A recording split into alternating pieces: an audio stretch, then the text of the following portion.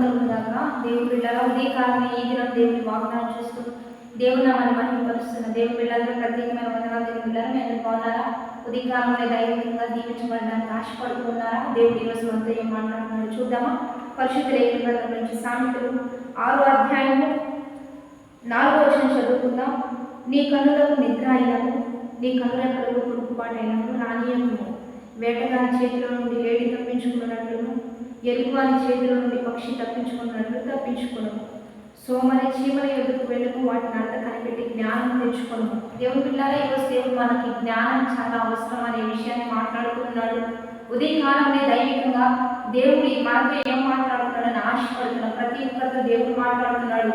కురుకుపాటు, నిద్ర, సోమరితనం, బద్ధకము, ఇవన్నిటి వల్ల దారిద్ర్యం వస్తుంది. దేవుడి బిడ్డలారా, లేమొస్తుంది, జీవితం పాడైపోతుంది. దేవుడి నిన్ను ఏ రీతిగా నిర్మించాడో, ఏ రీతిగా పెట్టాడో, ఆ పనిలో ఆ వృత్తిలో చురుకు కలిగి ఉండాలని దేవుడు మనతో మాట్లాడుతున్నాడు. ఒకసారి చీమలను జ్ఞాపకం చేసుకోమంటున్నాడు. చీమల ఎదురు వెళ్ళండి, పై విచారణకర్త లేడు, వారిని నడిపించేవాడు లేడు, న్యాయాధిపతి లేకున్నాను. అవి చాలా క్రమంగా, చాలా చక్కగా ఆహారం సంపాదించుకునే విషయంలో, వాటిని దాచుకునే విషయంలో, కష్టకాలంలో, కోతకాలంలో ఏ రీతిగా వేసవి కాలంలో కష్టపడి కూర్చుకుంటాయో, మరి ఆహారం దొరకని సమయంలో ఏ రీతిగా పోషించబడతాయో ఒకసారి వాటిని చూడండి, వాటిని నేర్చుకోండి. ఎక్కడ సోమరితనం, బద్ధకము, నిర్లక్ష్యం, ఏమైందిలే, ఏం జరిగిందిలే, తర్వాత చూద్దాంలే, తర్వాత చూసుకుందాంలే, తర్వాత వెళ్దాంలే, ఇవన్నీ వద్దు అని దేవుడు చెప్తున్నాడు. ఆత్మీయంగా మీరు మేల్కొని ఉండాలి, శారీరకంగా కూడా మనం మేల్కొని ఉండటం మంచిది. ఇక్కడ దేవాది దేవుడు ఏమని చెప్తున్నాడంటే, వేటగాని చేతిలో నుంచి లేడి తప్పించుకున్నట్లుగా, ఎరుగువాని చేతిలో నుంచి పక్షి తప్పించుకున్నట్లుగా మీరు తప్పించుకోవాలి. ఎందుకంటే అపవాది మరి ఆయుధంతో వాడు మన మీదకి వస్తూ ఉంటాడు. వాడు ఎప్పుడు గర్జించు సింహం వల్ల మనల్ని దింగాలని చూస్తూ ఉంటాడు. నువ్వు వాడి చేతిలో పడిపోకుండా తప్పించుకోవాలి అంటే ఏ టైంలో ప్రార్థించాలో, ఏ టైంలో మెలుగుగా ఉండాలో, ఏ టైంలో కష్టపడాలో, ఏ టైంలో ఆహారం సంపాదించాలో, ఏ టైంలో పని చేయాలో, ఆ టైంలో నువ్వు పని చేస్తే నీకు నష్టం రాదు, దారిద్ర్యం రాదు, పేదరికం ఉండదు, కరువు ఉండదు, ఇబ్బందులు ఎదుర్కో. కనుక దేవుడు ఒకటే చెప్తున్నాడు, నువ్వు కష్టపడే టైమా, పని చేసే టైమా, ఎర్లీగా లేచే టైమా, చదువుకునే టైమా, మరి పనికి వెళ్ళే టైమా, జాబ్ చేసే టైమా, ఆ పనిలో నమ్మకంగా పనిచేయి, యథార్థంగా పనిచేయి. చాలా మంచిగా నీకు దేవుడు ఎంత శక్తి ఇచ్చాడా, శక్తి కొరకే అక్కడ పనిచేయి.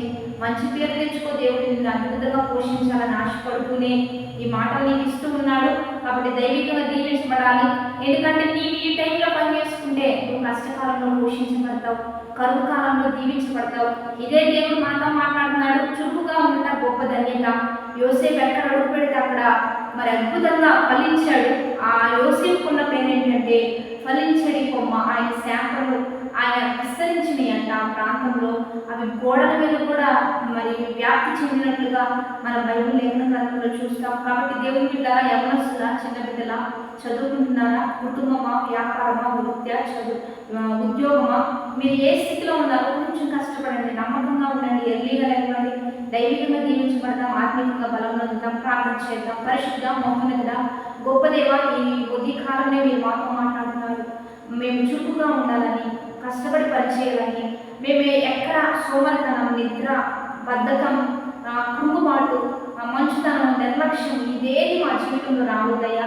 మేము ఏ ప్రొవిజన్లో ఉన్నామో, ఏ మార్గంలో ఉన్నామో, ఎక్కడ మేము పనిచేస్తున్నామో మేము నమ్మకంగా పనిచేయాలి, మా శక్తి కొరకు పనిచేయాలి, మాకు మంచి భవిష్యత్తు ఉండాలి, మంచి మార్గం మాకు సిద్ధపరచాలని నీ వాక్య వాగ్దానాన్ని బట్టి మేము తెలుసుకుంటున్నాం. ఆయుధస్తులు మా మీద వస్తూ ఉండగా వాటిని తప్పించుకుంటూ ప్రార్థనాపూర్వకంగా మమ్మల్ని ఎప్పుడు సిద్ధపరచండి. ఆత్మీయంగా కూడా మమ్మల్ని బలపరిచి అపవాది చేతిలో నుంచి మేము తప్పించబడడానికి, మేము పోషించబడాలి, ఆశీర్వదించబడాలి, ధనవంతులుగా, ఆశీర్వాదాలు మగ్గులుగా మేము చేయదంతా సఫలం అవ్వాలయ్యా.